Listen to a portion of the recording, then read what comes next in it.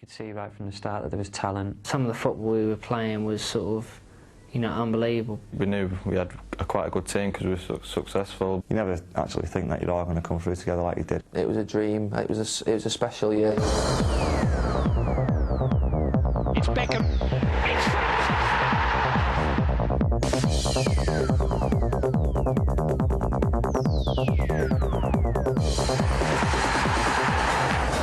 There's only one Gary Neville around Old Trafford.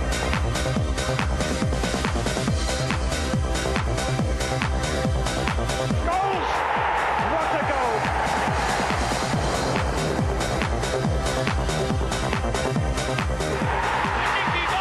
That is a magnificent strike!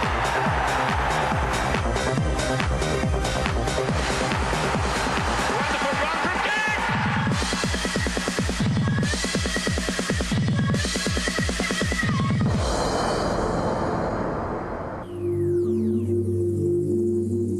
So Matt Busby had a prophecy. If you want football's finest fruit, then you grow your own.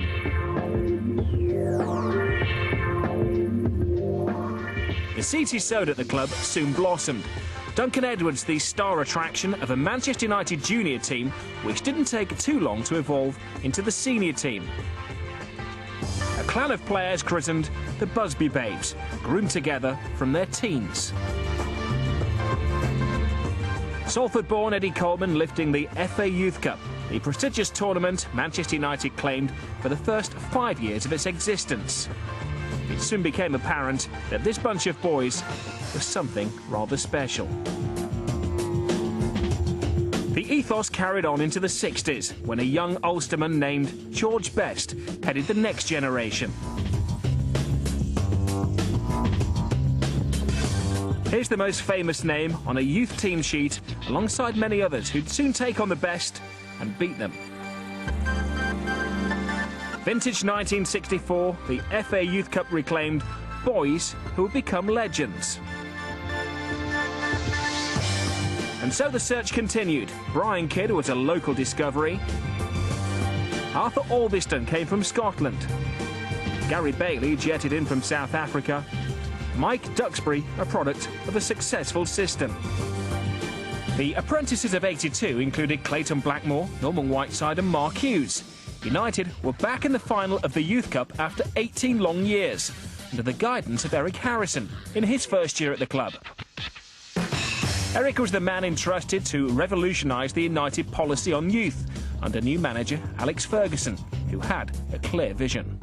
I remember in the early days when he came, we certainly had a difference of opinion because he said about the youth policy, said it's not good enough. I said, how do you mean it's not good enough? You know, because we'd had Hughes through, Whiteside through, quite a few through in the first team. He says, no, I said, I expect more than that. I said, how do you mean you expect more than that? He said, I expect more players than that. So I said, OK. Then I said, you bring some more players to the club, some good material, and I'll get some players in the first team for you. I remember saying to the scouts, I said, look, I'm not interested in the best boy in your street. You know, I'm interested in the best boy in your town, your area. Need to work. With the boss, it only takes about 2 minutes to sort things out like that. And that 2 minutes were very, very valuable for Manchester United.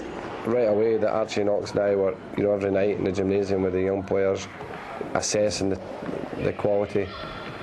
And what we did, we signed 4 local boys who we knew weren't the quality we were looking for, but what we had to do was to show that there was an intent that we'd arrived and we were going to do something about it.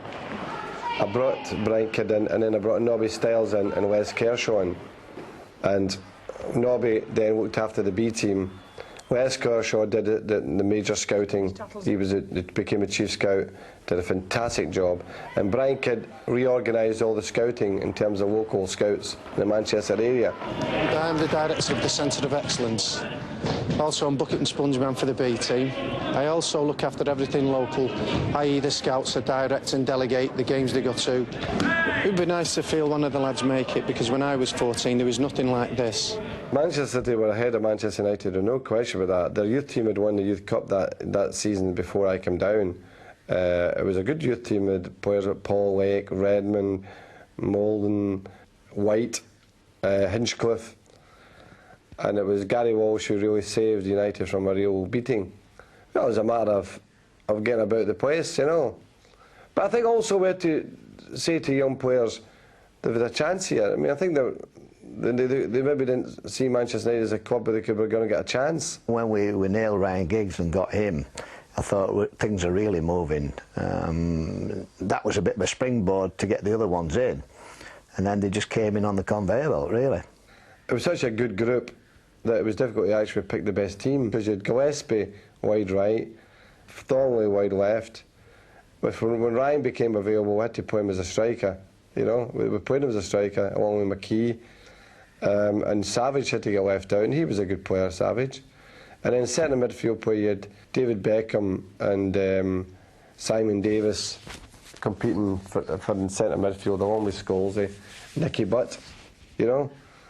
And at the back you had O'Kane and Casper and Gary Neville and little George Switzer. It was really an incredible team.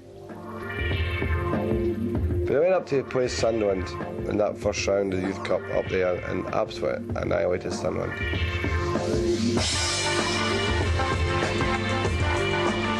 I think we played Man City, which was obviously a big game, and it was away, and they were supposedly meant to have a really hot team as well, and you know, we beat them 3-1, and you know, things just progressed from there. And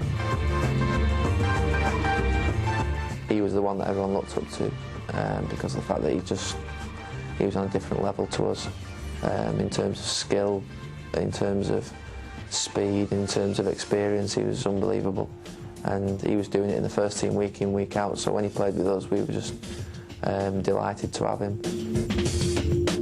We were up against a side that included like Sol Campbell and Nicky Barmby, Darren Caskey, Jeff Minton, who were all a year older than we were. But down there, even though I think we were 3-0 up from the first leg, I think it was important that we got it, and I managed to score twice. And then we got into the final. Depot was under an awful lot of pressure. They had a big team and got the ball forward really quick. I think we were winning 2-1. The forward went through and should have scored really, and Kev Pilkington's made a great save. And as he's turned round with his legs, as the ball's going in, as he spun round and cleared it with his legs. You know, if we'd have gone 2 each, anything could have happened. I wouldn't say it killed it off, but it made it a lot easier for the second leg. Although within 3 minutes we were 1 down in the second leg, and then all hell let loose.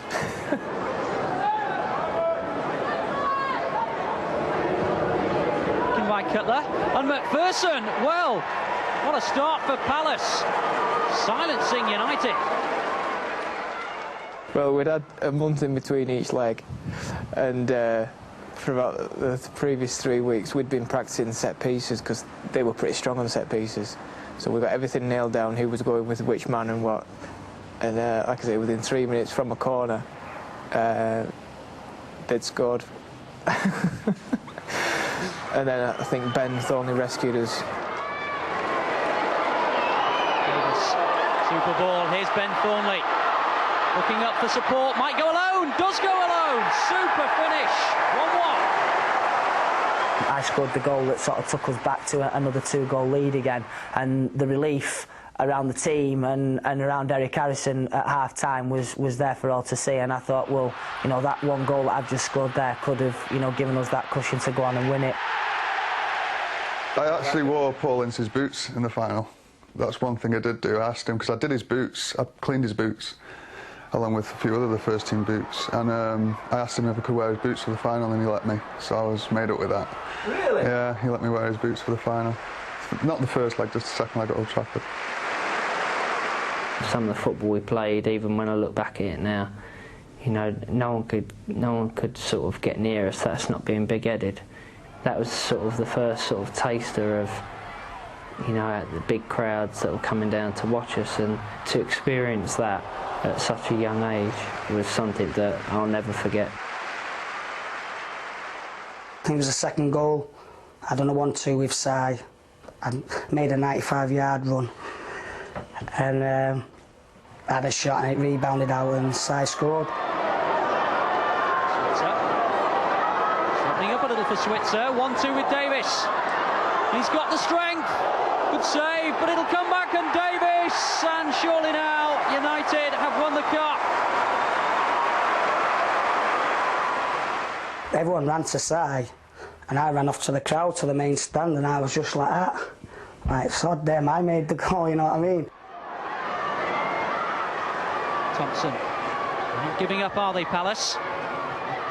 And it'll break for Thompson. Super finish. 2-2, but still they're behind on aggregate. Rolling towards Barton, brilliant! Super save, but the credit for Nicky Butt. And I think he enjoyed that, and he's got every right to say he enjoyed that. Brilliant effort. Thornley. Giggs. McKee. Lovely goal, and that will be that. Surely now the Youth Cup belongs to Manchester United. I played every round, started every game. The first leg I started, and he left me out for the second leg because they played Giggsy, didn't they? So I left the trophy, and we played up front, and I got left out. I was devastated. I got on, yeah. Should have scored as well. Obviously for me, you know, when you don't play, when you win and you don't play, it's still good, but it's not the same, do you know what I mean? But yeah, it was good, and you know, that was the first medal I've had. I mean, I had two, so once and more since. Oh, at that stage of your career, I mean, it's bigger than anything. It's the biggest trophy that you can win. So the lads were delighted to win. I mean, we deserved it because we played some great football, scored some great goals.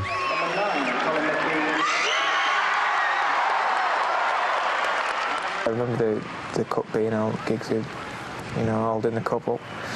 I think I was third in behind Bex. He wanted to get on all the photos. It's like the European Cup of youth football, the Youth Cup. And you ask any youth team player, all they want to do is win the Youth Cup. And it was our dream to win the Youth Cup, and we were happy. We'd done it in style as well. We beat the best teams. It gives us the confidence to go on and, you know, play football the way that we have done.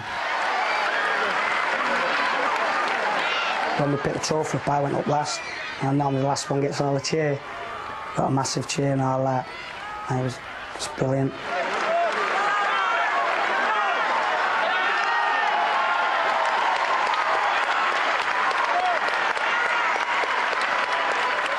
The Stretford End was getting knocked down at the time, so that stood out as like, you just thought about it afterwards, it's the last time anyone played in front of the Stretford End as it was.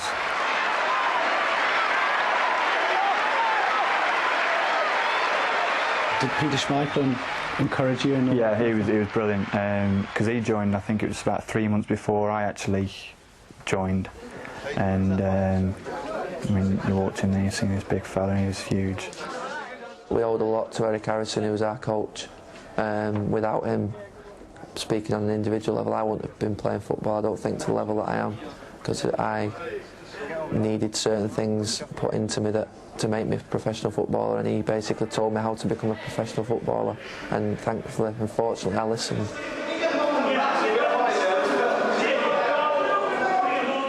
But I think we went to a party up near Ryan's house, I can't remember. Nothing mad anyway, we just went to a house party up near Ryan's friends. I think we went to Royals, actually, Discotheque Royals. Old stomping ground for some of the players. We didn't go out as a team. It never really started going out as a team until we probably, you know, got into the reserves. We were so focused on football at that age. No girls? No, I keep them well away at that age. Because it's funny, Gary Neville didn't admit to celebrating. He said he went home and went straight to bed. Well, Gaz probably did go home, actually. Yeah, he probably had training the next day or something. The professional that he is, but a lot of the lads went out, yeah. Man United won't be the same without homegrown youngsters. You know, as the boss is always saying, those kids that have come through the lifeblood of the club, and it won't be the same. I'm sure the supporters won't accept it. You know, they certainly wouldn't accept it if we had a team full of foreigners. You know, they love the foreigners at our club, but they wouldn't accept it if they had a team full of foreigners, because they'd be saying, where's the young players, where's the kids out the youth team? You know, where are they now? And they want it, we want it, and long may that continue.